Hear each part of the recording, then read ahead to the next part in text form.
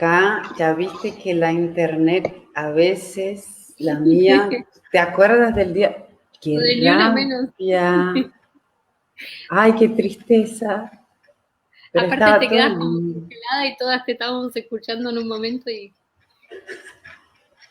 Que hacíamos estaba fuerza. lindo. Fue lindo, lindo, lindo, lindo, lindo la programación de Ni Una Menos. Incluso nos ha inspirado un poco cuando empezamos a charlar de qué hacer en el cumple de Amazonas. Estamos con tiempos Estamos, lentos, pero estamos editando esos videos porque quedaron conversaciones súper súper lindas. sí, varias compañeras de muchas luchas, de varias partes, quedó precioso. Bueno, ahí vamos nosotras. Dale. Eh, Buenas tardes a todas, a todos, a todes. Buenas tardes, con un abrazo súper fuerte, lleno de saudades, que es una palabra que solo hay en portugués, de Nazaret y Verónica, que por encima de todo lo que voy a decir, son grandes amigas, mujeres que admiro mucho. Estamos acá en más un conversatorio para hacer, como para no dejar pasar este cumpleaños de Amazonas que ya lleva 2 años y bueno, y seguimos con muchas conexiones, con muchas compañeras, con muchas redes y ahora, más que todo, estas redes son las que nos sostienen, ¿no?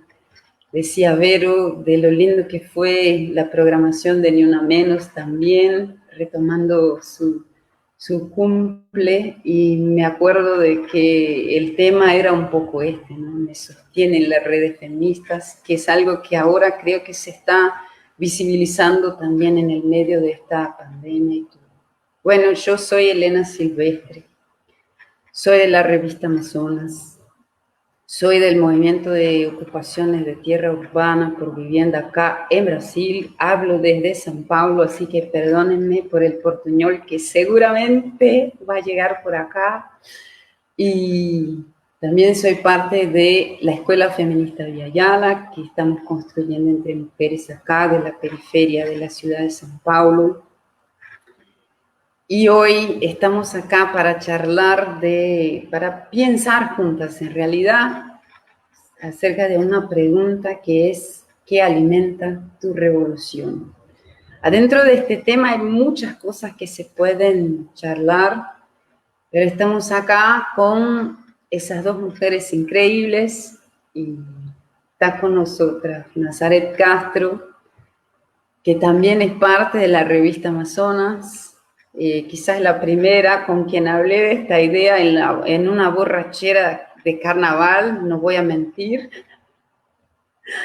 que también es parte de una iniciativa súper interesante que se llama Carro de Combate, a discutir el problema de los monocultivos y tantas otras cosas que Nas nos va a brindar hoy un poquito más.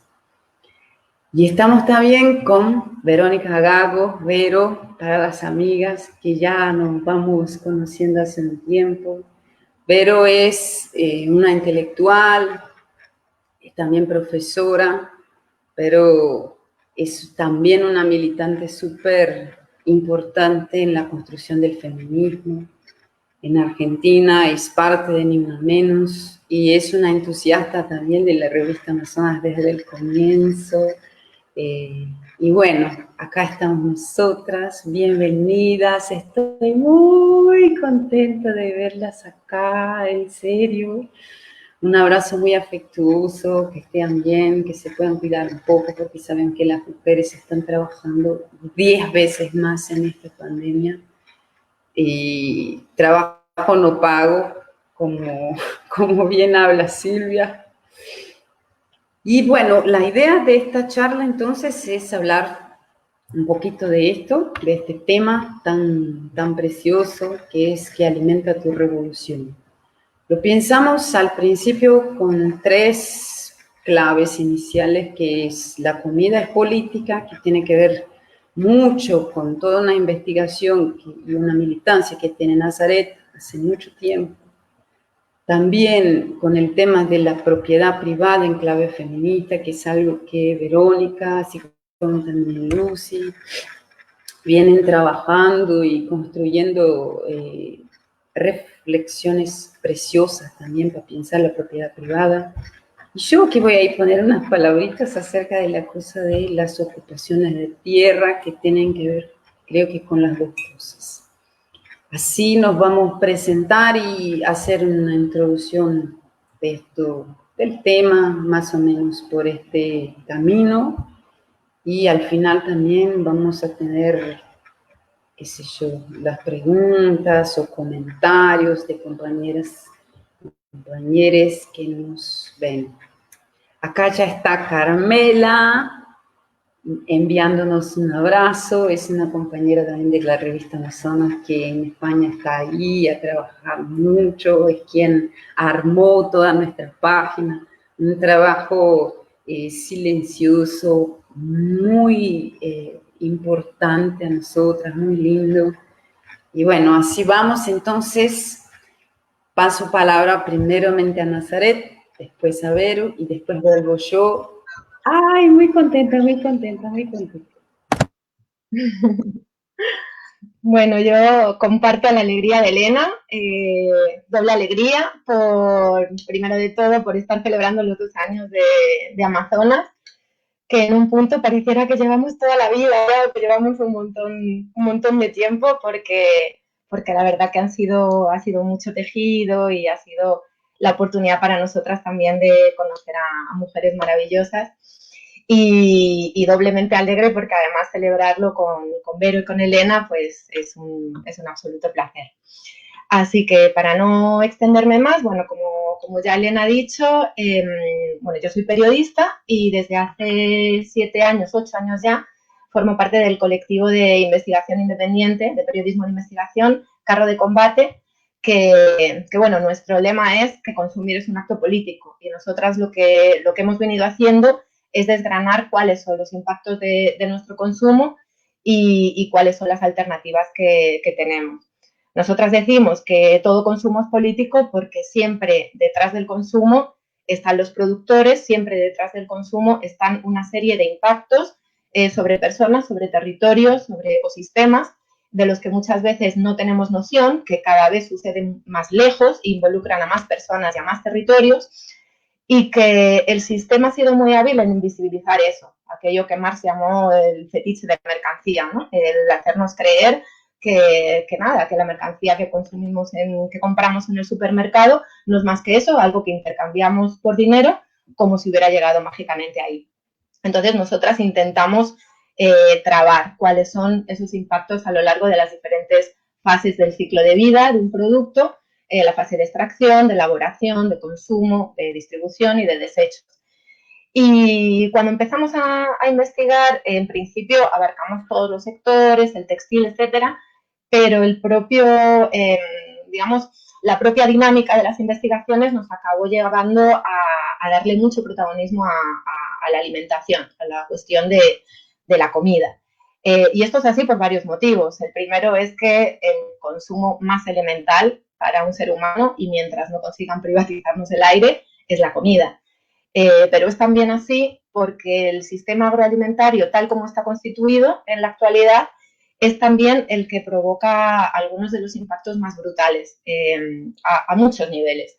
A nivel de deforestación y destrucción de ecosistemas y de pérdida de biodiversidad, pero también en lo que tiene que ver con la expulsión de comunidades campesinas, indígenas, expulsión de comunidades que implica también la pérdida de saberes campesinos, la pérdida de formas de vida, la pérdida a veces de pueblos enteros, y que además se produce sistemáticamente con mucha violencia, con la connivencia del Estado. En América Latina es muy perceptible cómo la violencia es evidente, pero hay muchas maneras también de ejercerlas. A veces es más sutil, pero sigue siendo bueno, una estrategia clara, que como decía, es sistémica y es sistemática, y que se basa en ir expulsando otro tipo de formas de hacer ganadería o de hacer agricultura para imponer ese sistema agroalimentario basado en las dos caras de una misma moneda. Por un lado, los monocultivos y por otro lado, las macrogranjas. No solo tiene impactos brutales sobre esos cuerpos y territorios, sino que también está entre las causas, por ejemplo, entre las principales causas del cambio climático e incluso también entre las principales causas, ahora que estamos en plena pandemia, entre las principales causas del aumento de las enfermedades zoonóticas, que es como se llaman las enfermedades que llegan al ser humano a través de una especie animal. Ahora que estamos en plena pandemia y que tanto se habla de vacuna y que tanto se habla de seguridad y que tanto se habla de tantas cosas, deberíamos hablar más de qué es lo que tenemos que cambiar del sistema de producción, distribución y consumo para que no se produzcan nuevas pandemias, para que no se descongelen los glaciares, para que no lleguemos a tal pérdida de biodiversidad que nos hagamos cada vez más frágiles, porque la pérdida de biodiversidad implica pérdida de resiliencia y mayor exposición y vulnerabilidad de todos los seres vivos, incluidos los seres humanos, que a veces se nos olvida que formamos parte de eso.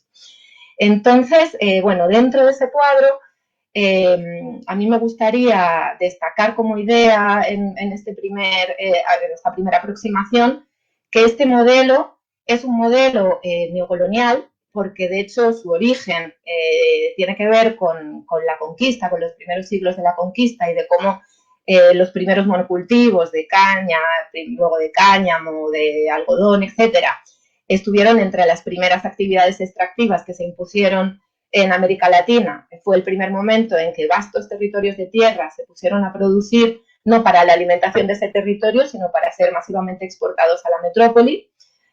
Obviamente han cambiado muchas cosas en estos 5 siglos, pero hay cosas que se mantienen, y se mantiene pues eso, el reparto desigual de los costos y los beneficios del modelo. Pero no solo es neocolonial y por tanto anclado en la estructura racista del funcionamiento de nuestras sociedades, sino que también es una estructura profundamente patriarcal, que es algo que, por ejemplo, las compañeras en Argentina de la Unión de Trabajadores de la Tierra lo han expresado de una forma muy clara. El modelo del agronegocio es patriarcal por ese propio sistemático expolio y expropiación de la tierra y de la vida, pero también porque somete a las mujeres de formas específicas, invisibiliza su trabajo y sus saberes. Entonces, desde un enfoque feminista, creo que esto lo tenemos que tener muy claro porque el agronegocio es patriarcal y entonces la agroecología es feminista. Y las formas más sostenibles y más justas socialmente de producir comida creo que deben estar en primera plana de cualquier programa político que pensemos desde el feminismo. Y tiene que ver, por supuesto, también con la reforma agraria y con la lucha por la tierra y el reparto más justo de la tierra. Y volveremos seguramente después a eso. La otra gran victoria del capitalismo, yo decía, una victoria cultural, tuvo que ver con invisibilizar esas relaciones entre personas que están detrás de la producción y distribución de mercancías. Pero tal vez, o en conexión con eso, la otra victoria cultural fue convencernos de que no hay alternativas, de que las cosas son como son. Y claramente esto no es así, y en el caso del consumo en general no lo es, en el caso del consumo de comida en particular no lo es. Estos tiempos de pandemia han sido tiempos en los que ha sido muy fácil visibilizar la situación, ha sido muy fácil visibilizar cómo se ha apostado desde el Estado por el modelo del supermercado, pero a la vez también han crecido muchísimo las iniciativas de la economía social y popular, las iniciativas de la producción agroecológica. En Buenos Aires ha sido muy, muy marcado porque el crecimiento, por ejemplo, de venta de bolsones agroecológicos de la UTT y de otras muchas iniciativas más pequeñas ha sido brutal, pero en España también ha sucedido, por ejemplo, porque la gente se empieza a dar cuenta de que, entre otras cosas, entre otros impactos, también tiene impactos para su propia salud, el modelo hegemónico, y empieza a buscar alternativas. Y realmente hay gente que está trabajando muy de lleno y poniendo el cuerpo y ofreciendo esas alternativas. Entonces, sí podemos consumir de una manera diferente, apostando por este tipo de propuestas y intentando trabar una relación más directa con los productores, preocupándonos por las condiciones en que se ha producido, no solo por lo saludable o no que es un alimento, sino en qué condiciones se produjo. Pero no basta esto, porque para solucionar un tema tan complejo como el que ahora supone el sistema agroalimentario global, no puede bastar los actos individuales. Entonces también debemos proponer y luchar para que los estados tomen decisiones que nos lleve a cambios de legislación, porque ahora mismo la legislación está, todo el marco legal institucional está absolutamente concebida a medida de las grandes multinacionales, que son cada vez más grandes, porque hay un proceso de oligopolización cada vez mayor, en detrimento de los pequeños productores. No estamos pidiendo que los pequeños productores tienen que tener subvenciones porque son menos rentables. Estamos diciendo que el modelo hegemónico solo es rentable para las grandes empresas porque hay un marco legal e institucional que lo permite y que permite que acaparen la mayor parte de las rentas.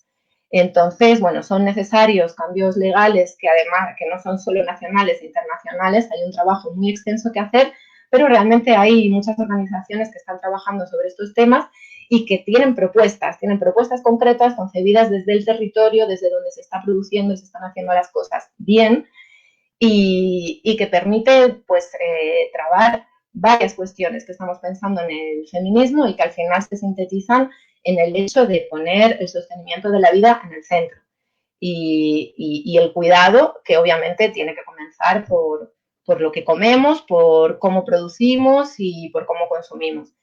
Entonces, bueno, así para empezar tiro estas poquitas ideas y bueno, invito a que, no a que hagamos un cambio de la noche a la mañana de nuestra forma de consumir, porque nos podría llevar a bloquearnos y a decir, pues ya mejor si no puedo cambiar todo, no cambio nada, sino a ir pensando, a ir, la próxima vez que vayamos al supermercado, pues pensemos qué hay detrás de todos esos envases coloridos que parecen tan bonitos y vayamos buscando alternativas porque en el camino no solo nos vamos a alimentar mejor, sino que además seguramente vamos a conocer a gente muy valiosa con la que podemos seguir construyendo.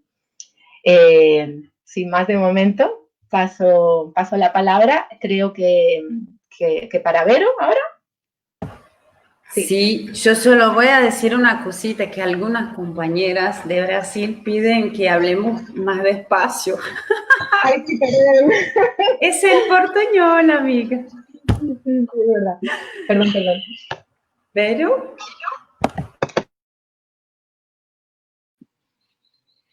Bueno, buenas tardes. Yo también quiero agradecer por ser parte de este festejo, de esta celebración de Amazonas. Me acuerdo mucho, hace 2 años, las conversaciones acá en Buenos Aires en medio de la marea verde. Ustedes con el proyecto de la revista A Todo Trapo. Me acuerdo así varios cruces, conversaciones. Bueno, o sea que la tengo muy asociada también a como ese momento inaugural, ¿no? De mucha movilización en la calle, de mucha discusión, de mucho pañuelo verde cruzando por todos lados, ¿no? Así que, pero a la vez también, como decía NASA, me parece que hace un montón de tiempo que pasó eso. Y bueno, para mí es una revista así muy, muy adorada, esa cosa además que tiene bilingüe, de estar todo el tiempo haciendo traducciones, de además hacer de la traducción un tema político, con el colectivo Sicorax también, que me parece que es muy importante, que son aliadas ahí estratégicas del proyecto. Y bueno, y esto permanentemente de estar buscando estos feminismos transfronterizos, ¿no? Como entre muchas estamos todo el tiempo tratando de tejer, de intercambiar, de crear redes, de actualizar algunas viejas, de crear otras nuevas, de poner en contacto compañeros de distintos lugares. Bueno, me parece muy, muy vital, además de que para mí es un espacio de amistad y de complicidad política y de elaboración también, ¿no? Porque creo que está esta dinámica de que surge algo, bueno, y qué, a quién se puede llamar, ¿no? Y qué están publicando las de Amazonas respecto de esto, y a quién convocaron, y qué entrevista, ¿no? Entonces, esa dinámica viva que se siente ahí en la publicación y en la investigación me parece que es muy rica, que tiene que ver con lo que en estos años también se ha agitado mucho, que es construirnos nuestros espacios de investigación feminista. Me parece que eso es algo que tiene mucho esfuerzo colectivo, pero también individual, de armar los grupos, de sostenerlos, de inventarnos formas desde el diseño de la publicación, desde la traducción. Entonces, creo que hay una red de iniciativas que nos vamos inventando y que nos vamos dotando, ¿no? Nosotras mismas, de nuestras estructuras, de nuestras infraestructuras para publicarnos, para estar comunicadas, para tener espacios de intercambio. Y también tiene que ver con formas de consumo y de producción de saberes, de conceptos, de imágenes, ¿no? Me parece que, es una herramienta para mí muy, muy importante. Y respecto de la pregunta, un poco de convocatoria, de invitación, esta cuestión sobre la propiedad en clave feminista es una investigación un poco que estamos haciendo con Lucy Caballero, tratando de pensar un poco este momento de pandemia en relación a dinámicas que ya veníamos un poco trabajando. Pero me parece que si hay algo de este momento que está muy fuerte y que se viene diciendo de distintas maneras, de lo que la pandemia visibiliza, revela, evidencia, yo creo que una de esas cosas tiene que ver con cómo se están evidenciando vínculos de, por ejemplo, la relación, como contaba NASA, entre los alimentos y la dinámica financiera del endeudamiento, y cómo eso repercute, por ejemplo, en el aumento del precio de la vivienda en los alquileres. Es decir, me da la impresión que lo que está mostrando también la pandemia son esos circuitos completos, ¿no? En los cuales hay una violencia del capital y de la apropiación y de la especulación, que va desde cómo eso repercute en un barrio respecto del precio de la vivienda, hasta cómo eso se conecta con el agronegocio y el excedente del agronegocio que va a parar al boom inmobiliario, y cómo eso tiene que ver de nuevo con formas de gentrificación en las ciudades, pero también con lo que significa, digamos, la falta de servicios públicos en los distintos territorios en los que vivimos. Entonces, creo que de alguna manera lo que está esta crisis poniendo más fuerte que nunca es esa suerte de mapa, ¿no? De conexiones por donde los circuitos del capital son circuitos de violencia, ¿no? Pero lo que diría es que hoy los vemos de una manera como mucho más nítida, y en ese sentido, digo, hay imágenes que son contundentes. Entre el incendio de la Amazonía que denunciábamos hace unos meses, y como siguen denunciando ustedes, de que siguen los desmontes, que sigue la apropiación totalmente capitalista de esos territorios, y que la plataforma, digamos, la empresa comercial de plataforma que más se está enriqueciendo con la pandemia se llame Amazon, también me parece todo de un catastrofismo literal, para decirlo de alguna manera. Entonces, creo que hay algo así como, diríamos, metodológico de la crisis, que tiene que ver con poner estas escenas muy en conexión, ¿no? Y poder visibilizar justamente estos vínculos que hay entre cómo las finanzas, por ejemplo, que es el tema que nosotras más estamos investigando, va conectando territorios de valorización muy distintos, y al mismo tiempo tienen afectaciones concretas en las vidas cotidianas, ¿no? Entonces, un poco lo que estábamos tratando de pensar a partir de la idea de discutir la propiedad en clave feminista era justamente si hoy no podemos decir que los conflictos que vemos están poniendo en juego una definición sobre la propiedad y están evidenciando un intento drástico de volver a replantear quiénes son propietarios, quiénes no son propietarios, y quienes quedan por fuera de la propiedad quedar afuera de todo tipo de servicios, derechos, recursos, ¿no?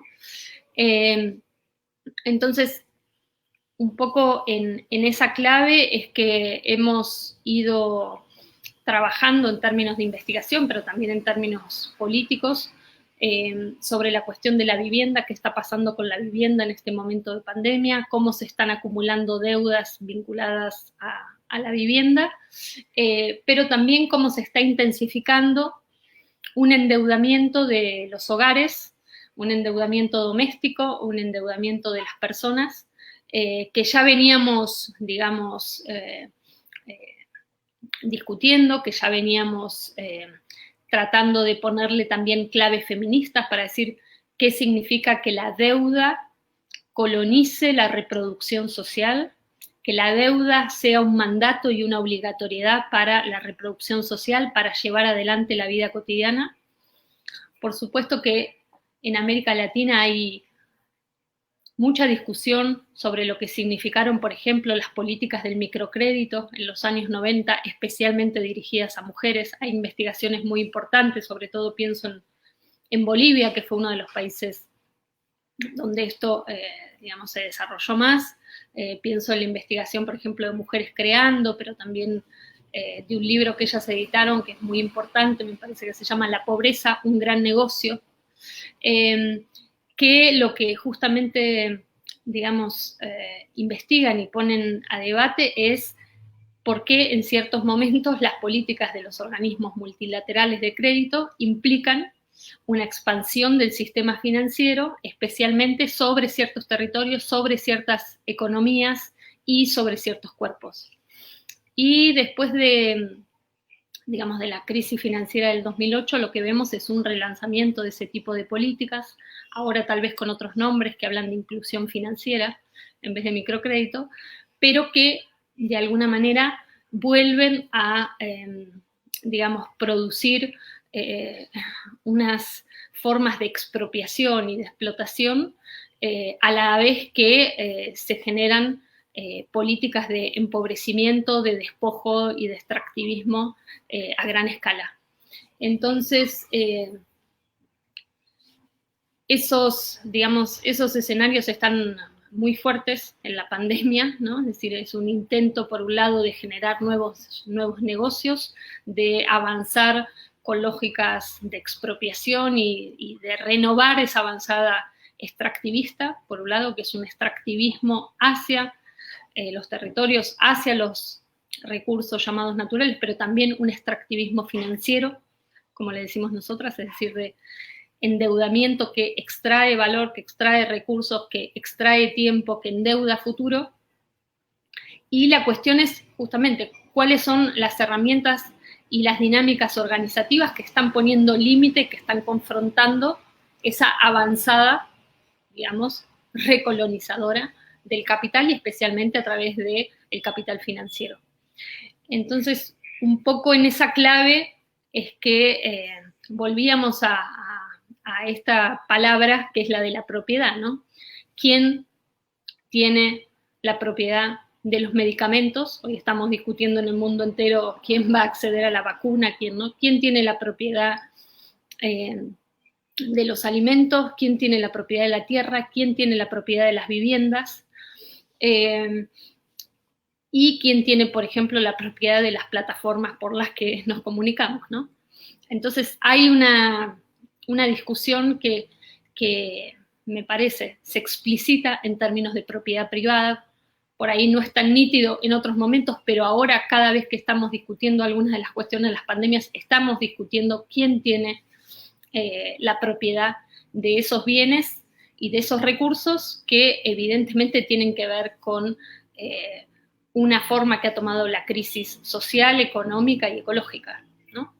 Entonces, nos parece importante como profundizar desde desde los feminismos esta discusión de qué sería, por ejemplo, como dicen las compañeras de Chile también, una socialización de los medios de reproducción, ¿no? Una discusión justamente de cómo se cuida, quiénes cuidan, qué tiempo, quién paga esos cuidados. Creo que cuando se están demandando más servicios públicos, gratuitos y de calidad, también se está demandando, digamos, un tipo de distribución de la riqueza que tiene que ver también con la discusión tributaria que hay en este momento, ¿no? De, bueno, ¿quién paga impuestos? ¿Quién va a pagar la crisis? Es decir, tratar de traducir en términos concretos esta pregunta que está dando vueltas, ¿no? De quién va a pagar esta crisis, qué cuerpos van a pagar esta crisis, sobre qué territorios se quiere hacer pagar la crisis y, bueno, cuáles son las estrategias, las dinámicas, las formas que nos estamos dando de organizarnos, que son formas también de discutir esta apropiación privada de los recursos, de los territorios y de los cuerpos, ¿no? Entonces, todas estas iniciativas que contaba NASA, pero que se están dando en muchos lugares, ¿no? De autoorganización, de autogestión, sobre los recursos, sobre el alimento. Compañeras de Guatemala están diciendo también del recursero de otras sabidurías médicas para enfrentar la pandemia. Bueno, qué significa vínculos con los mercados populares, que han sido también uno de los lugares señalizados como los focos de contagio, así que hay todo un discurso también o del higienismo o de la criminalización contra las redes de autogestión o contra las redes, digamos, populares, feministas. Acá también está muy fuerte las compañeras haciendo socorrismo para decir abortamos en la pandemia y cómo esa demanda sigue siendo muy fuerte y un poco como empezaba Elena la charla, por eso era la consigna con la que estábamos el mes pasado en el aniversario colectivo diciendo nos sostienen las redes feministas, ¿no? Que es un poco también, digamos, la dinámica feminista que nos permite leer la crisis de determinada manera, que nos permite discutir, y este es el segundo punto, y con esto termino, una categoría tan en boga ahora como es la de trabajo esencial, ¿no? Yo creo que ahí también hay una cuestión importante, porque por un lado vemos que cuando se refiere a trabajo esencial, lo que vemos son tareas generalmente feminizadas, que responden a tareas históricamente no consideradas trabajo, ¿no? De cuidar, de alimentar, de producir seguridad, limpieza en los territorios, de hacer, digamos, acompañamientos para situaciones de violencia, es decir, todas esas tareas que hoy son la primera línea en la crisis, en la emergencia, es lo que se llama trabajo esencial. Creo que tiene que ver mucho con cómo los feminismos han producido un lenguaje y un vocabulario para nombrar como trabajo esos trabajos, pero al mismo tiempo, al decir que son esenciales, creo que hay una paradoja y una tensión, que es que se los vuelve a naturalizar y a vincular a mandatos de género, ¿no? Bueno, son las mujeres, en general, las lesbianas, son las trans, son las travestis, las que ponen el cuerpo a la crisis, pero hay, por lo menos acá, una fuerte retórica de abnegación, heroísmo y naturalización sobre esas tareas, cuando, bueno, muchas de estas compañeras que están organizadas, que están hace muchísimo tiempo reclamando derechos y salarios por estas tareas, de repente están reconocidas e invisibilizadas al mismo tiempo, ¿no?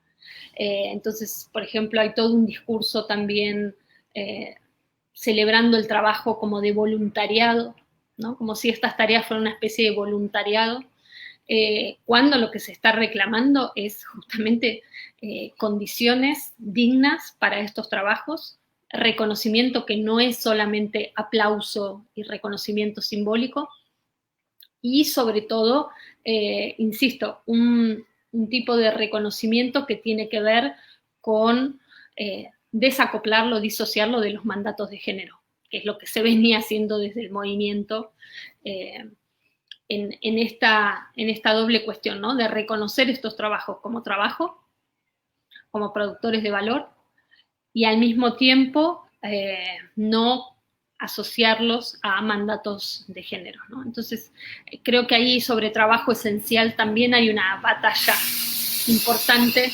de lo que se está discutiendo. Dejo por acá, si les parece.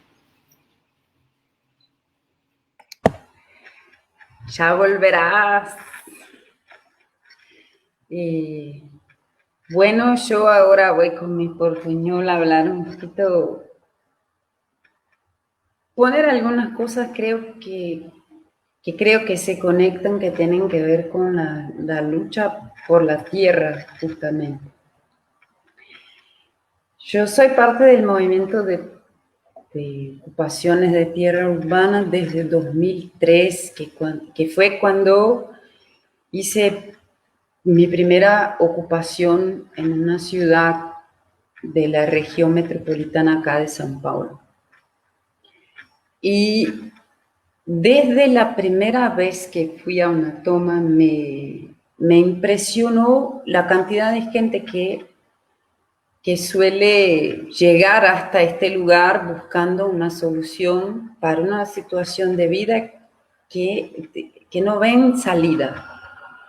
Es como el alquiler es un poco como una prisión, es un poco como una esclavitud que la gente está sometida. Sus salarios son pocos, tienen que pagar, no logran pagar. Y bueno, todo un tema que también tiene que ver mucho con lo doméstico, ¿no? Con la casa al final, con el hogar. Y las mujeres, no sé si por eso, porque quizás es un espacio que más fácilmente se asoció con las tareas que no fueran empujadas por el patriarcado o por qué cuestiones.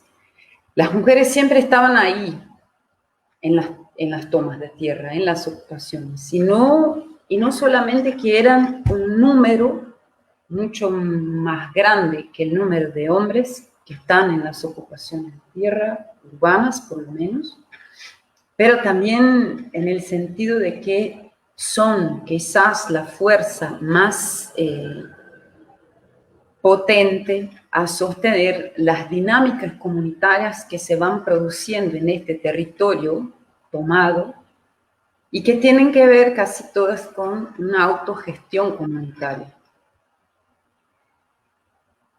Pero en este primer momento, toda una discusión, y yo digo eso, yo voy a hablar un poco así como fue a lo largo de los años, porque cuando comencé toda una discusión acerca del derecho a la ciudad, siempre estaba ahí como algo muy importante, como algo que envolvía todas estas acciones, que envolvía la pelea por el derecho a la vivienda, pero no solamente a la vivienda, no cualquier vivienda, no en cualquier parte, por el derecho a pensar el propio territorio, a dibujar la ocupación de un determinado territorio desde necesidades de quién ahí está viviendo, de quién ahí está produciendo.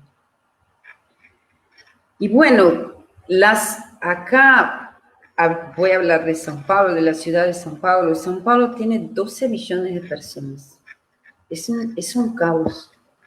Es una cosa que con el pasar del tiempo, yo fui pensando que todo lo que es concentración es lógica del capitalismo, del patriarcado, del extractivismo, porque 12 millones de personas no funciona. No hay un territorio que se pueda gestionar de manera democrática, de manera participativa, de producir vida digna de esta forma. Pero eso tiene que ver justamente con la tierra. Las ciudades acá, yo creo que esa es una historia que que se puede apuntar para varias ciudades de Latinoamérica, pero hablo de acá.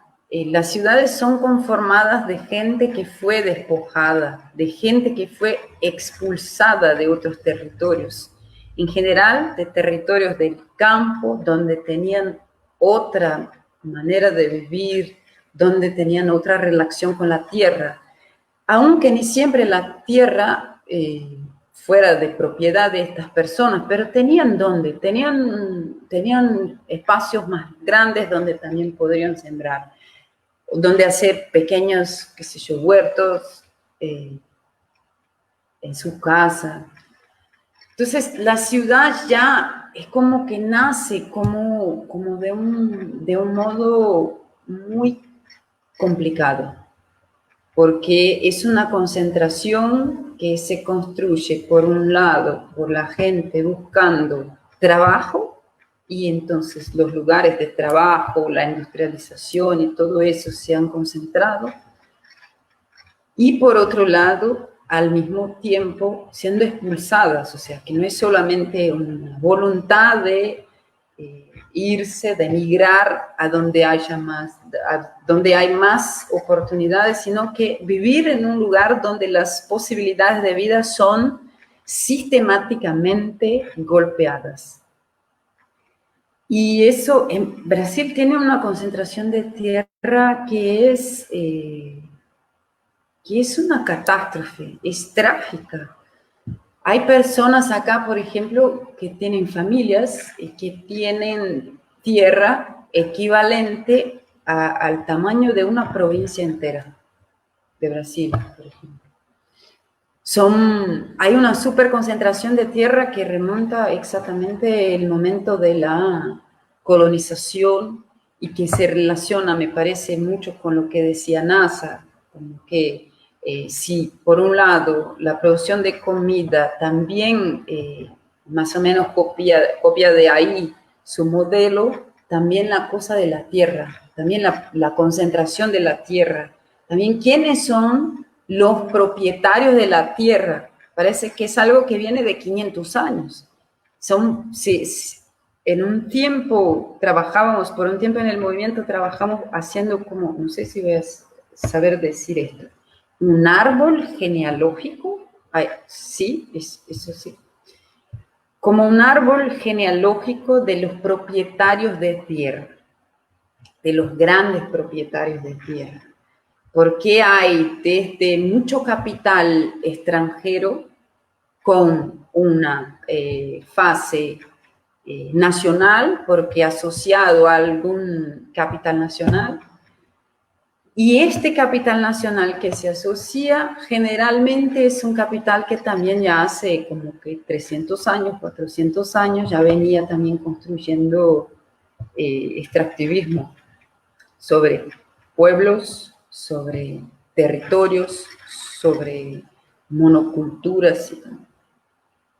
Al mismo tiempo, el tema de la tierra parece que es un desafío así, porque estamos nosotras ahora discutiendo comida, estamos discutiendo la violencia, estamos discutiendo salud, nuestro trabajo que no es pago. Y a cada momento, para pensar salidas y caminos, la retomada de la tierra parece fundamental, porque esclavas del alquiler, sin tener dónde vivir, sin tener dónde sembrar, o sea, no es posible hacernos un mecanismo de producción y distribución de comida que siga la lógica de ser súper concentrado en pocos grupos. O sea, que hay que descentralizar. Y descentralizar significa que mucho más gente tiene que plantar, tiene que vivir, tiene que también plantar, aunque no necesariamente viva de eso. O sea, no necesariamente para producir excedente, sino que también para producir supervivencia. Pero no hay dónde. Y eso es siempre un límite que nos parece. Y este límite es solo el conflicto que puede resolver, porque no tenemos, por lo menos acá, ninguna propuesta que ponga la tierra, que dé camino a que la tierra sea realmente descentralizada. Y con esto, la gente, por ejemplo, ahora estamos viviendo desalojos en medio de la pandemia. Acá en la provincia de São Paulo ya pasamos por varios. Eso es una cosa impensable, o sea, dicen que la gente quédate en casa. ¿Cómo quédate en casa si sufre un desalojo y va la policía y pone, qué sé yo, 500 familias en la calle de una sola vez con violencia, con balas, con bombas, con tiros, con todo?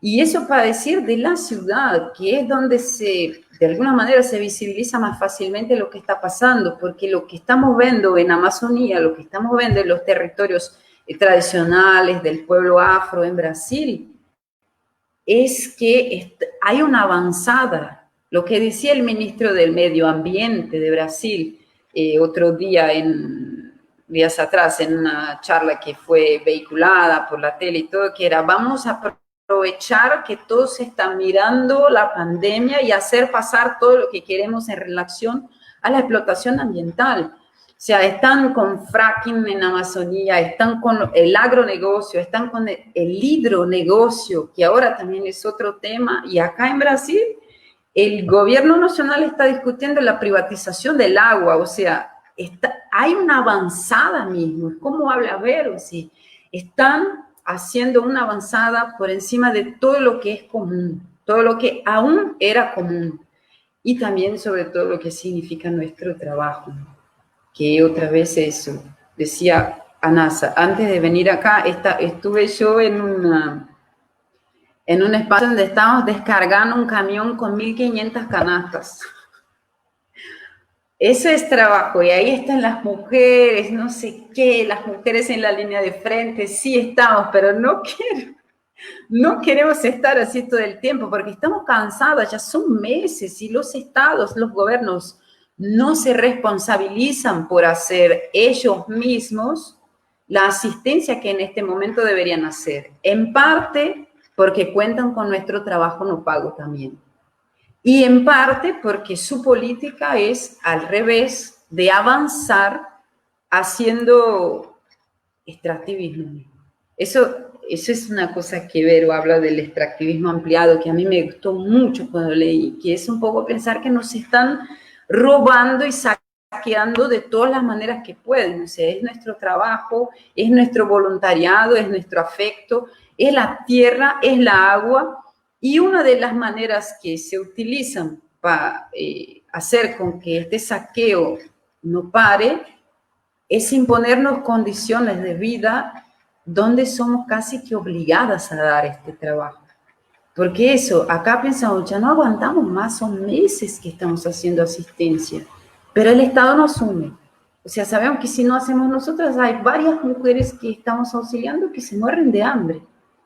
Entonces, nos imponen una condición y nos arrancar la posibilidad de tener propiedad de la tierra es una condición esencial para esto, que nos imponen, que es entregar, mismo sabiendo que no es justo nuestro trabajo de esta manera y viendo esta avanzada tan grande que están dando sobre nuestros territorios, sea en la ciudad, sea en el campo, y aumentando los alquileres, y hay construcciones por todas las partes, lo que también me parece súper raro, porque uno piensa, bueno, es una pandemia, pero hay edificios enteros que yo me quedé, qué sé yo, 2 meses sin ir a una parte de la ciudad, y cuando voy hay 13 edificios nuevos. O sea, hay gente que está con todo ahí, preparándose para después, preparándose para tener esta gente que está desalojada como consumidores de la mercancía que están produciendo ahora, a cuesta de nuestro trabajo no pago también. Entonces, bueno, creo que vamos a tener que tomar mucha tierra, y con esto termino.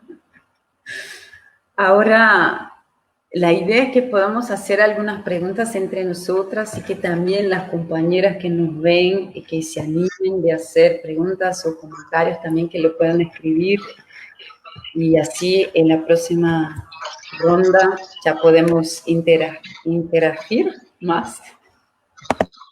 Interactuar. Bueno, yo quería continuar con este tema que trae Elena, y que además, pues efectivamente tiene todo que ver con lo que nosotras en Carro de Combate hemos podido investigar sobre cómo funciona el sistema de monocultivos. Es muy evidente en América Latina, que es el caso que yo conozco mejor, cómo precisamente, como yo decía, el monocultivo avanza y en los últimos 10-15 años ha avanzado de una manera muy, muy acelerada. Avanza expulsando comunidades campesinas, comunidades indígenas, comunidades afro, y esa gente que es expulsada va a parar a las periferias urbanas y se encuentra con unas situaciones realmente muy, muy complicadas, cuando antes, pues por lo menos tenía un cierto autoabastecimiento asegurado y también una estructura comunitaria que posibilitaba su propio sostenimiento. Entonces, además vemos en el caso de los monocultivos cómo ese avance, como también señalaba Elena, se sigue haciendo con muchísima violencia, muchas veces con violencia directa por parte de grupos paramilitares o de forma menos evidente en otros países, pero igual de contundente, igual de violenta. De hecho, se ha visto en los últimos años cómo los informes que ha publicado, por ejemplo, Global Witness, que todos los años publica informes con las muertes de defensores de la tierra, asesinatos relacionadas con el modelo extractivo y con las residencias al modelo extractivo, y el mayor número de muertes está relacionado con el agronegocio y con la lucha por la tierra. Entonces, realmente es un problema realmente muy, muy candente en América Latina ahora. Mientras paralelamente la violencia que implica pagar un alquiler es cada vez mayor en las ciudades latinoamericanas, pero también en las ciudades europeas. En España es algo brutal el porcentaje del salario que una persona tiene que gastar para poder simplemente vivir bajo un techo. Entonces, con este cuadro, mi pregunta a Elena sería si tú, aunque bueno, un poco ya has sugerido, pero ¿hasta qué punto crees que este tema de la lucha por la tierra, que es la lucha por el reparto de la tierra, pero que es incluso también la posibilidad de pensar otras formas de acceso a la tierra que no sean la propiedad privada y que son precisamente formas que también desaparecen cuando las comunidades campesinas son expulsadas? Decía hasta qué punto la lucha por la tierra puede también servirnos para articular luchas urbanas y luchas rurales, incluso luchas desde el norte global, luchas desde el sur global. ¿Crees que se está caminando, que hay experiencias en este sentido o que tiene un potencial de servirnos para pensar la articulación?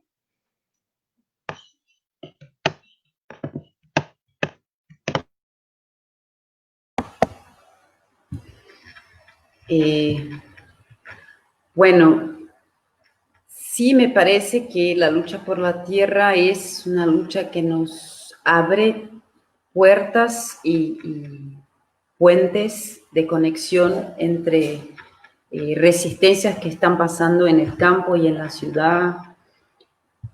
Pero también me parece que estamos en un momento en que hasta esta idea de campo y ciudad hay que ser cuestionada. Eso quería decir. Eso de rural y urbano, me parece, no sé muy bien a dónde voy con este pensamiento, porque es algo que, pero me parece algo que está cada vez más cuestionado y que tenemos que cuestionar en realidad, porque la idea de que existe un lugar que produce lo que otro lugar está a consumir, es una idea pésima, es una idea equivocada, nos va a llevar a otro problema. Y eso tiene que ver también con los modelos de lo que pensamos como reforma agraria. Porque también tenemos varias cuestiones ahí, como decías tú. Lo de que la propiedad privada no sea el único régimen de acceso a la tierra es fundamental, incluso porque sabemos que también la propiedad privada es un régimen totalmente patriarcal desde el comienzo, de su DNA, ADN, qué sé yo, no sé cómo es. Desde el comienzo está ahí, no se separa. Y las mujeres son expropiadas siempre, y fueran expropiadas de la tierra. Me parece que a nosotras lo que el régimen de propiedad privada nunca nos va a permitir que accedamos de manera plena a la tierra, que las mujeres accesen de manera plena a la tierra. Algunos avances, claro, podemos tener y vamos a luchar por ellos, es claro, pero estructuralmente, definitivamente, tendríamos que avanzar también sobre este tema. Y esto también tiene que ver con ciudad y campo, porque también parece que es esta concentración de gente que son las ciudades, es una concentración que interesa a quién. Por ejemplo, todas las empresas que ofrecen servicios como energía eléctrica, a ellos les interesa un montón que haya concentración, porque con poquísima infraestructura, poquísima en el sentido de que tendrían que hacer mucho más si la gente estuviera distribuida por el territorio, pero logran tener billones de clientes, billones de consumidores. Es como se pensar también la gente de las empresas de agua, o sea, un montón de cosas que la superconcentración de gente mantiene, que también es la superconcentración de ganancias, la superconcentración de la tierra. Entonces, pensar una clave de propiedad que no sea propiedad privada y al mismo tiempo pensar un modo de ocupar y vivir en un territorio que no sea basada en esta dicotomía rural y urbano, también parece ser esencial. Yo otro día hablaba con un compañero de Acre, de Amazonía, un grande compañero, que es un seringueiro, que fue compañero de Chico Méndez, se llama Osmarino Amancio, es un gran amigo. Y hablábamos un poco y él me decía, bueno, nosotros necesitamos escuela, nunca tuvimos una escuela adentro de la reserva donde viven desde los 80, que fue una victoria, que solamente lograron con el asesinato de Chico Méndez, justamente. Hasta hoy nunca construyeron una escuela ahí adentro. Hasta hoy no construyeron ni una unidad básica de salud ahí adentro. Él no logra comunicarse con nadie cuando está en la floresta. O sea, yo solo hablo con él de mes en mes cuando va a la ciudad a buscar sus medicamentos, sus medicinas. Entonces, esta separación campo-ciudad también es un problema porque hay gente que vive en condiciones terribles también en el campo y que está privada de muchas cosas que a nosotros en la ciudad parecen cosas banales. Al mismo tiempo en la ciudad estamos privados de un montón de otras cosas porque no tenemos convivencia con la tierra, no tenemos convivencia con la naturaleza, no tenemos espacio, no tenemos un montón de cosas. Y eso creo que es un tema, así que pensar también, que capaz que no más el derecho a la ciudad y sí el fin de la dicotomía campo-ciudad para pensar una ocupación del territorio que sea, qué sé yo, que esté más alineada con lo que queremos del mundo nuevo. Y bueno, justamente hablando de mundo nuevo, quiero preguntar ahora a Vero, yo, porque dos cosas. Una cosa es que, Vero, leemos tu libro, leemos una lectura feminista de la deuda en la Escuela Feminista Villa Yala y fue muy lindo porque es impresionante cómo las mujeres se sienten culpables por el endeudamiento que les impone la vida y que se les impone esta forma de organizar todo que, bueno, que está ahí. Y hablábamos mucho porque hay varias y es gracioso porque yo me acuerdo mucho que en esta reunión que estudiamos tu libro, varias empezaron a hablar de sus deudas, de qué estaban, de cuáles eran sus deudas. Y este nexo que estás haciendo hace bastante tiempo entre lo que es la financiarización y toda esta macroeconomía que muchas veces nos llega y no comprendemos nada, y traduciéndola y haciendo los nexos con la vida cotidiana es muy importante, casi como estratégico también para ver de otra manera los desafíos que tenemos y dónde están los conflictos estratégicos. ¿Dónde están los conflictos que sí o sí tenemos que ir? Y ese era algo que te quería preguntar. ¿A vos qué te parece? ¿Cuáles son los conflictos clave que nosotras como mujeres y feministas tenemos que comprar? Y si puedes, no sé, eso es solo una otra cosita, es que hablabas de justamente pensar también autogestión, lo que decía NASA de la comida, de la distribución de alimentos, pero también de las ideas, la producción de las ideas, y hablaste de construir nuestras propias estructuras también, que sean espacios donde nosotras, que nos comportan a nosotras. Y sé que estás construyendo un espacio de investigación feminista y quería también, si puedes, que hablase un poquito de eso a nosotras todas, también porque sé que acá hay muchas compañeras a ver y que son investigadoras en la vida. Y eso. Bueno, qué lindo saber que están leyendo ahí en la escuela Viayala una lectura feminista de la deuda. Para nosotras, desde que publicamos ese librito en febrero del 2019, fue, digamos, todo un año de presentaciones, ¿no? Que eran formas de discutirlo, de ampliarlo, en modo de taller, en modo de eso de trabajo colectivos con ese libro, y eso fue muy impresionante porque lo hicimos en un montón de organizaciones, en sindicatos, bueno, con distintas compañeras, también como habilitando esos espacios que vos decís de contarnos entre nosotras un poco las deudas, sacarle esa carga de culpabilización, de privatización de los efectos de la crisis, que en general es la premisa que tiene la deuda, ¿no? Cada quien asume de manera privada, individual y culpabilizante los efectos de la crisis y sobre todo los efectos de los despojos estructurales de los que veníamos hablando.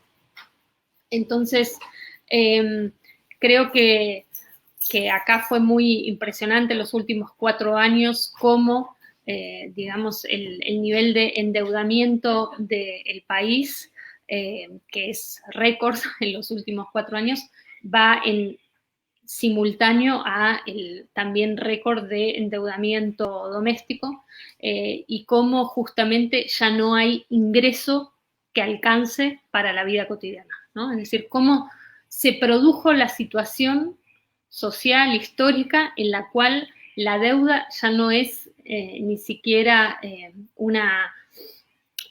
digamos, una opción si querés acceder a cierto tipo de consumo, etcétera, sino que la deuda es obligatoria para la vida misma, para la reproducción cotidiana. Y un poco lo que investigamos ahí con Lucy es, bueno, cuáles fueron las condiciones en las que esa situación se hizo posible. Es decir, qué es todo lo que tiene que pasar para que no te puedas reproducir de manera cotidiana, sino a través de la deuda, ¿no? Entonces, creo que eso que fue importante esto, seguir trabajándolo en talleres, porque también, bueno, muchas compañeras migrantes, por ejemplo, contaban de que el papel que tenía la deuda en sus trayectorias migratorias, pero también la imposibilidad de compartirlos con otros porque generaba mucha vergüenza, pero también trabajamos muchos en los talleres la cuestión del sufrimiento como anímico, ¿no? De estar nerviosa, ansiosa, súper estresada por el tema del endeudamiento. Y la otra cuestión es cómo la deuda justamente es una suerte de motor interno de la precarización, es decir, lo que nos obliga a aceptar condiciones de trabajo que por ahí en otra situación nunca diríamos que sí. Entonces, todo eso hoy lo vemos recontra intensificado por la pandemia, justamente, que es una gran maquinaria de producción de deuda. lo que decíamos, de alquiler, de alimento, por salud, por contingencias, porque se pierden los empleos, porque se pierden otras formas de ingreso. Entonces, la pandemia intenta, digamos, normalizar esta situación de endeudamiento para la vida diaria, pero incluso más, llevarlo a niveles tanto de los estados que están proponiendo deuda para atravesar la crisis, como a nivel de intensificación del endeudamiento doméstico. Entonces, creo que todo ese saber feminista, digamos, sobre lo que significa, y desde la economía feminista, sobre lo que significa la deuda, sobre ciertos cuerpos y sobre ciertos territorios, la conexión entre deuda y extractivismo, bueno, nos pone en alerta feminista hoy para decir, de esta crisis no podemos salir más endeudadas. La deuda no es el modo de atravesar la crisis. La deuda no puede ser una promesa para el post-pandemia, ¿no? Entonces, creo que digamos, la desobediencia financiera frente a la deuda como modo de atravesar la crisis, pero también como propuesta de salida de la crisis, es algo de una agenda, digamos, que estamos construyendo, que tenemos que ir así investigando cómo eso se está dando en cada territorio en concreto, porque, como sabemos, una deriva de las grandes crisis es producir más deuda, ¿no? Entonces, esta pandemia, insisto, como maquinaria de nuevas deudas, es algo que está, digamos, me parece, en plena discusión en un montón de lugares, ¿no? Entonces, ahí retomo un poco la importancia de esto que venimos planteando como investigación feminista en los distintos lugares, pero también como pedagogías feministas entre nosotras para esto, hacer talleres, publicar materiales, producir informes, hacer entrevistas con distintas compañeras y hacer como investigación feminista en la pandemia, digamos. Porque creo que esa circulación de saberes, esa producción de vocabularios entre nosotras para ir haciendo diagnóstico de la crisis desde nuestros espacios, desde lo que venimos además trayendo todos estos años en particular como agenda común, creo que es muy importante. Y en ese sentido, la laboratoria, que es la iniciativa que comentabas, es una iniciativa con compañeras muy queridas de distintos lugares, con la idea justamente de hacernos una plataforma en común entre nosotras, tener un lugar, digamos, donde respaldarnos mutuamente, ¿no? Donde darnos apoyo y darnos como fuerza y tener recursos en común y también eso, producir circuitos entre nosotras, ¿no? De intercambio, de publicación, de incluso de conseguir ayudas y becas para quienes lo necesiten para hacer su investigación, para publicar sus materiales, para hacer sus talleres, para, bueno, sacar un poco de que todo eso solamente pase por ciertos circuitos académicos, digamos, y producir entre nosotras otras formas de eso, de circulación, de edición, de publicación y de investigación.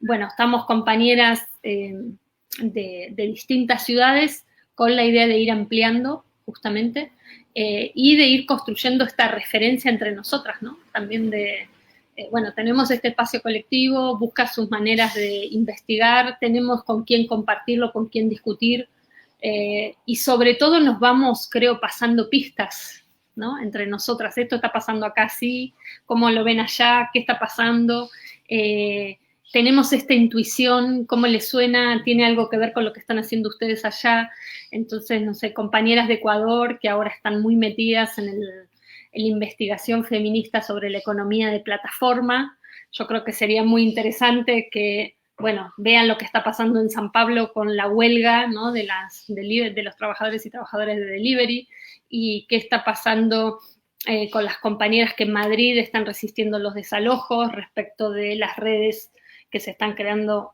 también acá en Argentina, y qué pasa con las compañeras de Chile, que, bueno, están justamente resistiendo una ofensiva fascista, como pasa en Brasil también, y qué pasa con las compañeras de México que están poniendo en primera cuestión la dinámica de la frontera y de la migración en este momento, y qué pasa con las compañías migrantes en Nueva York, ¿no? Ir trazando esas redes, digamos que me parece que tiene que ver con esta dimensión transfronteriza que nos interesa tanto desde nuestros feminismos, y bueno, y es un espacio abierto que lo estamos construyendo, y bueno, que intenta intersectar justamente, como ahí dice Pilar, los feminismos estamos en la primera línea, intersectar, bueno, estas formas de investigar, dinámicas, preocupaciones, circuitos, e insisto, darnos una especie de apoyo entre nosotras, ¿no? De lugar común, de construir una referencia entre nosotras, de respaldarnos entre nosotras en lo que queremos hacer, en las intuiciones que tenemos, en buscar cómo compartirlo, y creo que eso es, bueno, un poco lo mismo que decía, ¿no? De Amazonas al principio, ¿no? Cómo nos dotamos nosotras de nuestras infraestructuras para producir también nuestros conceptos, nuestras palabras.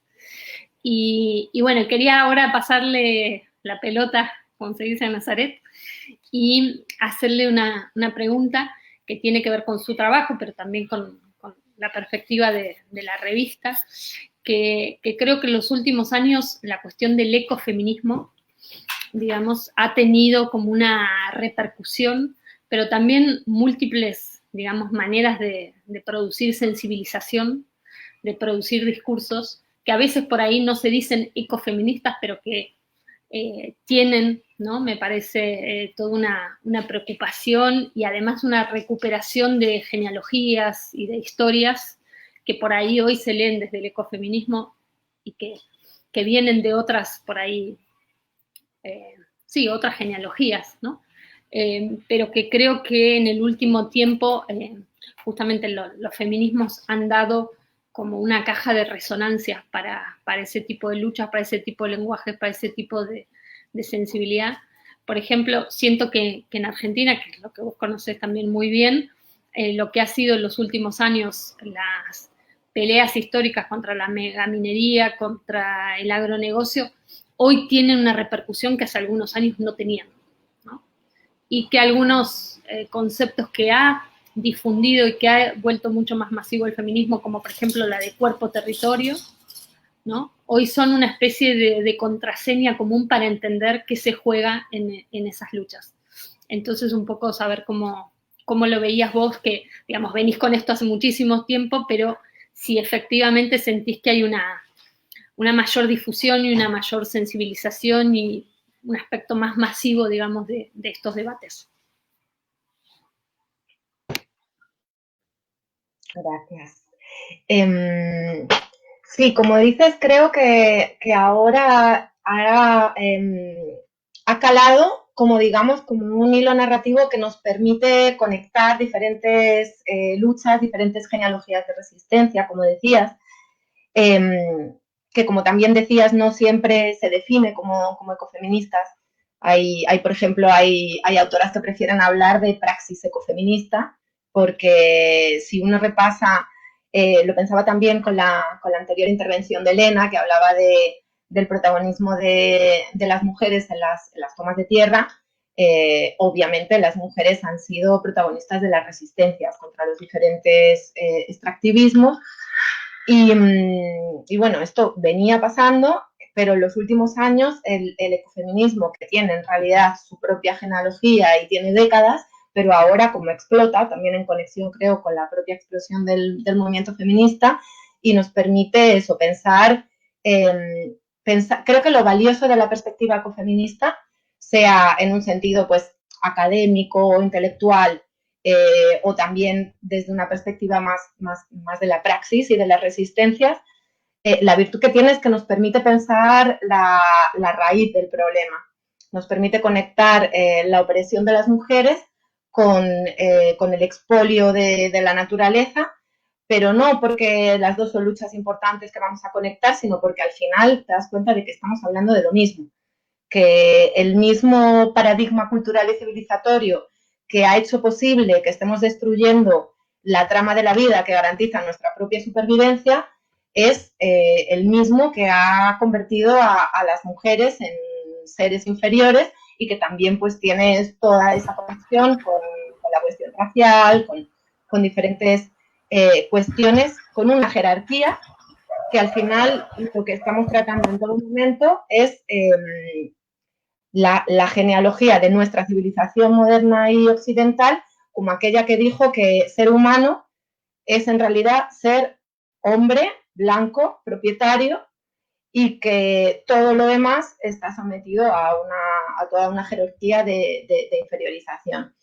El mismo origen tiene, digamos, el maltrato a la naturaleza, por decirlo así, que está en la propia raíz de la ciencia moderna.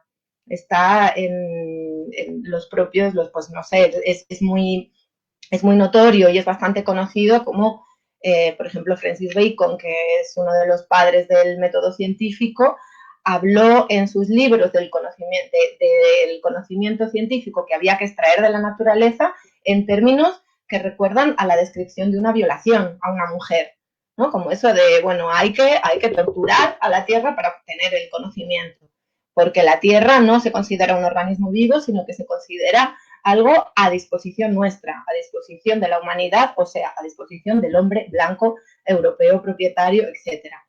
Entonces, eso es algo que ha tenido en los últimos años una teorización que es muy valiosa, pero que en los diferentes territorios de América Latina cae sin haber leído nada de eso con una claridad asombrosa, porque lo tienen clarísimo, porque lo tienen en su memoria de resistencia. Yo, por ejemplo, he conocido en países como Colombia o Guatemala a mujeres que resistían al agronegocio, que no se definían no ya como ecofeministas, sino ni siquiera como feministas, porque identificaban el feminismo como un movimiento blanco que no tenía que ver con sus intereses, pero que desde luego desarrollaban un discurso y una praxis que para mí, o sea, es lo que yo llamo ecofeminismo, ¿no? Como entender que primero de todo, que las mujeres están por su historia en mejores condiciones de defender la tierra, porque han estado históricamente encargadas del sostenimiento de la vida y entonces no se dejan convencer tan fácilmente, por ejemplo, por esa modernidad que llega en forma de proyecto extractivo y que promete un salario, que promete dinero, que promete empleo, desarrollo, progreso.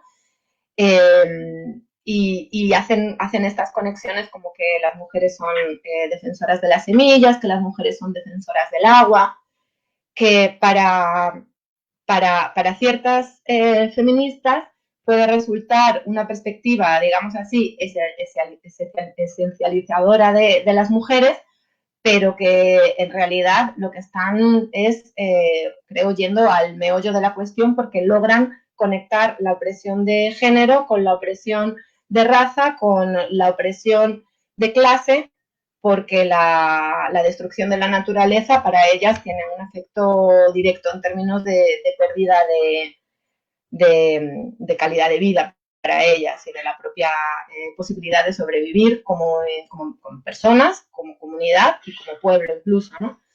Entonces yo creo que ahí lo que sí es esto obviamente lo que es el protagonismo de las mujeres en las resistencias y la lucha por la tierra en los territorios de América Latina es algo que lleva 5 siglos, no es algo que es nada nuevo, pero lo que sí que creo que es nuevo y que el discurso ecofeminista ha permitido es que pues nosotras desde Europa, mujeres que vienen de otros territorios, podamos hacer esas conexiones y entender que para ser ecologista hay que ser feminista, que probablemente también para ser feminista hay que tener muy claro que la defensa de la vida y la defensa de la tierra es lo primero y es el pilar fundamental, y ha servido, creo, para visibilizar ciertas luchas, para visibilizar ciertos saberes. Y ahí pues quiero conectar con lo que venís diciendo tanto tú, Vero, en esta última intervención, como Elena, porque creo que al final lo que está por detrás es la necesidad de que desde un enfoque feminista, que desde luego es algo que en Amazonas hemos hablado y y hemos discutido bastante, desde un enfoque feminista tenemos que cuestionar eso que se llama saber en nuestras sociedades, cuáles son los saberes autorizados, cuáles no, hacer, por decirlo de una forma pedante, una ruptura epistemológica que tiene que ver con crear otro tipo de espacios de investigación, que al final lo que estamos buscando de alguna manera es también recuperar ciertos saberes que nos han sido también expropiados de alguna manera porque han sido invisibilizados, porque han sido desvalorizados. Esa ruptura permitiría también, como decía Elena, la posibilidad de cuestionar la dicotomía campo-ciudad, que es uno de los axiomas de nuestra modernidad occidental más, que están más en la raíz, ¿no?, de nuestro modo de vida y de organización del territorio. Y desde el punto de vista ecologista, digo, desde el punto de vista de las personas que se han dedicado a hacer cálculos para entender cómo una sociedad puede ser sostenible, ellos tienen clarísimo y ellas tienen clarísimo que no es viable, que la ciudad como tal es absolutamente insostenible. Luego ya además podemos decir que es injusta y que éticamente es cuestionable, pero es que para empezar, en términos materiales, es absolutamente insostenible. Entonces, como digo, creo que el ecofeminismo como discurso, como teoría, pero sobre todo como práctica, porque nace ahí, nace de la práctica, pues nos permite visibilizar todas estas luchas, visibilizar estas ideas que venían siendo potentes, pero que claro, juntarlas y verlo todo junto y entender que en realidad las diferentes luchas al final todas van a lo mismo, ¿no? Todas vamos a que está habiendo una expropiación por una cuestión de raza, por una cuestión de género, por una cuestión, por decir así, especista, por habernos creído que el ser humano está por encima de la naturaleza y ni siquiera forma parte de ella. Todo al final forma parte de un mismo conglomerado, de una misma estructura. No son dimensiones diferentes del problema, sino es un mismo problema que se genera a la vez, porque tiene una historia común, y que desde el análisis podemos pensar una cosa por un lado y otra cosa por otra, pero que en la realidad se presenta como algo muy complejo y absolutamente imbricado, ¿no? Creo que desde el ecofeminismo, por ejemplo, ahora que mencionaba la palabra especista, pues hay autoras ecofeministas que están haciendo mucho énfasis ahí, y esa quizá es la ruptura epistemológica más brutal, ¿no? O sea, dejar de considerarnos la máxima dimensión de la creación y dejar de considerarnos algo al margen de la naturaleza. Yo creo que si lográramos eso, bueno, creo que tendríamos probablemente que lograr muchas cosas pero creo que es como ir al kit de la cuestión, a lo que ha definido esta civilización, que al final hemos visto que la propia lógica de esa dinámica es la autodestrucción, como estamos viendo. Wow. Compás, parece que no, pero ya llevamos como 1 hora y 20. Cuando agarramos entre mujeres intercambiando ideas en el debate, el tiempo vuela. Bueno, entonces quería yo comenzar acá con un saludo final, agradeciendo a varias compañeras que están acá nos acompañando, compañeras de Brasil, compañeras de Argentina, compañeras de Ecuador, compañeras en España. Eso es parte, creo, de esta red internacionalista que vamos construyendo, de feminismo transfronterizo, como decía Vero, y además también ese espacio de generar ideas comunes, ideas como comunes también, como bienes comunes de nosotros. También está Valerín, que dice acá desde Colombia, y estamos con mucha alegría de poder compartir este momento, de pensar esto, qué nos alimenta, qué alimenta la revolución que buscamos, desde tantas miradas. Agradecer a todas que están acá, agradecer a ustedes, a las dos, que entregaran su tiempo, y sabemos como el tiempo a las mujeres que están trabajando 10 veces más es precioso, y este tiempo fue realmente muy precioso. Y agradezco, creo que esa cuestión queda como para que pensemos, para que sigamos. Por ahí hay otras compañeras acá nos acompañando que también piensan acerca de estas cosas. Y también por ahí Vero nos dice después dónde encontramos la laboratoria para que podamos poner acá y también que las compañeras puedan buscar. Y esto, estoy muy, muy, muy contenta. Creo que no hay mejor manera de pasar un cumpleaños que entre mujeres, amigas, compañeras de lucha. Y eso es.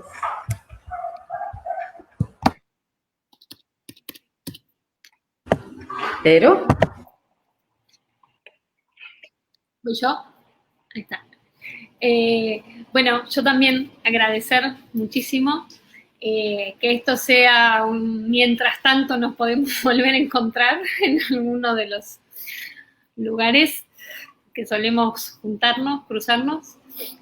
Bueno, la laboratoria tiene una página de Facebook que se llama así, La Laboratoria. Ahí pueden describirnos, pueden ver algunas cosas y también tiene una página web que está ahí indicada en el Facebook, y ahí pueden ver desde materiales hasta líneas de investigación y también como mail de contacto, los distintos nodos en distintos países. Así que, bueno, insisto con que es un espacio abierto para pensar justamente estos cruces y estas investigaciones comunes y esta posibilidad, vuelvo a decir, de dotarnos entre nosotras mismas, de infraestructuras para hacer lo que tenemos ganas de hacer y para autorizarnos a hacer lo que nos da ganas de hacer y a seguir esas intuiciones, a darle fuerza y a poder tejerlas con otras y con otros.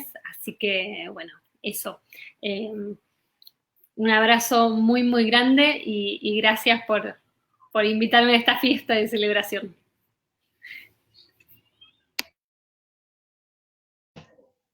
Bueno, yo quería sumarme a los agradecimientos a Vero, a Elena y por supuesto a todas las que nos habéis estado escuchando. La verdad que Amazonas nos ha dado tantas alegrías en sus 2 añitos de vida que solo tengo gratitud. Y quería también recordar a quienes no lo sepan que Amazonas es un espacio abierto a la colaboración de todas las mujeres que nos pueden enviar sus textos, sus ilustraciones, sus fotografías, que pueden ser textos más ensayísticos, periodísticos, literarios. Estamos abiertas a todos los géneros y bueno, ahí nos pueden escribir por Facebook o al email y ya les mandamos toda la información. Amigas, que estén fuertes, que sigamos, que sea un mientras tanto. No podemos tomar una birra juntas discutiendo y conspirando planes de otro mundo, mundo nuevo. Un beso.